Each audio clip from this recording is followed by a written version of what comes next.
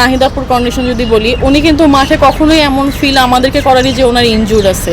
But আমার কাছে মনে হয় যে নাহিদা আপু one of the best spinner আমাদের। তো ওই ঘাটতি আমরা কোনো কাউকে দিয়ে পূরণ করতে পারবো না। হ্যাঁ, দরকার হয়তো বা দুইটা পেস বলার একসাথে খেলানোর, বাট তারপরে মারুফা যে ধরনের ফ্যাসিলিটিস দিচ্ছে আমাদেরকে, আবার তৃষ্ণারও বলবো যে ও অনেক ভালো বল লাস্ট সিরিজে করেছে। বিশ্বকাপের জন্য আমি বলবো যে ছেলেদের সাথে খেলা আমার কাছে মনে হয়েছে যে পার্সোনালি ইজ বেটার, কারণ হচ্ছে ওরা ভালো জোরে বল করে। আমাদের যেহেতু গ্রুপে সাউথ আফ্রিকা, অস্ট্রেলিয়া আছে, তো তারাও এইরকম পেজেই বল করবে আমার কাছে মনে হয়।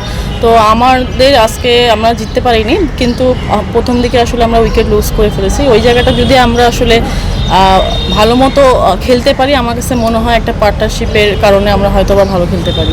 ঘাটতির জায়গা বলতে যেহেতু আমরা স্পিনার বেশি খেলাই, আর তারপরও আপনি দেখবেন যে লাস্ট 3-4 বছর ধরে আমরা কিন্তু স্পিনের উপর নির্ভরশীল।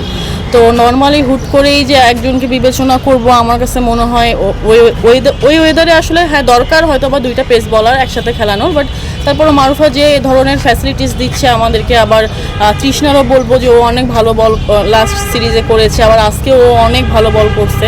তো আমার কাছে মনে হয় এরা দুইজন খেললেও আমাদের কিছু আশা করা যায় ওই উইকেটে। যেহেতু স্কটল্যান্ডে খেলা, আমার কাছে মনে হয় যে ইংল্যান্ডের কাছাকাছি দেশ হওয়াতে আমরা আসলে ওয়েদার আর পিচের কন্ডিশনটা বুঝতে পারবো।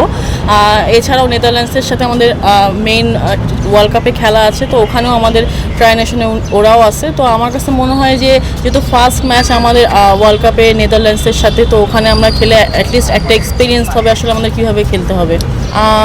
ইনজুরি নিয়ে খেলা দলের জন্য ভালো কিনা, সবারই কিন্তু টুকটাক আসলে আমাদের ইনজুর্ড আছে, আমরা কিন্তু খেলছি। বাট যেখানে ইনজুরি কথা বলা হচ্ছে, আমার কাছে মনে হয় যে তারা সেখান থেকে আমাদের বেস্ট এফোর্ট দিচ্ছে।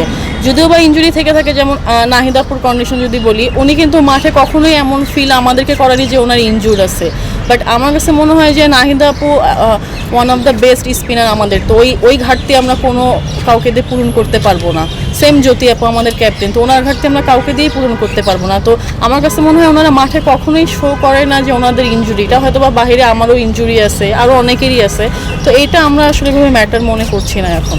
নর্মালি আমি বলবো বলিংয়ের থেকে ব্যাটিংটা আমাদের একটু ডাউনে আছে, এটা আমরা ফিল করি বা বিশ্বাস করি, সেটা নিয়ে আসলে কাজ করছি। লাস্ট ম্যাচগুলো আপনি দেখবেন যে আসলে চেস করার আমাদের ক্ষমতা কতটুকু, সেটাও আমরা আসলে দেখেছি শ্রীলঙ্কাতে। তো আমাদের মনে হয় যে আমরা আমাদের মধ্যে যেটা আসলে সুবিধা হয় ব্যাটিং ইউনিটে, সেটা করার ট্রাই করবো। যদি সেটা প্রথমে ব্যাটিং হয়ে আমরা একটা রিল্যাক্সে ব্যাটিং করে একটা ভালো টোটাল দিতে পারি, তারপর বলিংয়ের উপর ডিপেন্ড করে আসলে ম্যাচটা জিততে পারি, আমরা হয়তো বা সেই দিকেও যেতে পারি। নর্মালি জ্যোতি আপু তো বরাবরই আমি বলবো যে উনি ভালো খেলে, কন্ট্রিবিউট আছে। আপনি লাস্ট 4 বছরে যদি দেখেন, ওনার পরিসংখ্যান বেশি আমাদের, ওনার হচ্ছে কনসিস্টেন্টটা বেশি। তো আমার কাছে মনে হয় কোনো না কোনো টাইমে হয়তো বা আমি আগে নামতেছি, অনেক লং টাইম ধরে খেলতেছে, হয়তো বা উনি লাস্টে গিয়ে খেলতেছে। হিট কিন্তু করতেই হয় টি-20-তে, তো সেই ক্ষেত্রে হয়তো বা আমি বলবো যে সবারই স্ট্রাইক রেট আমার ভালো। টি-20-তে যদি জ্যোতি আপু লং টাইম ধরে খেলতে পারে, আমার কাছে মনে হয় যে স্ট্রাইক রেটটা ওনারও ভালো হবে।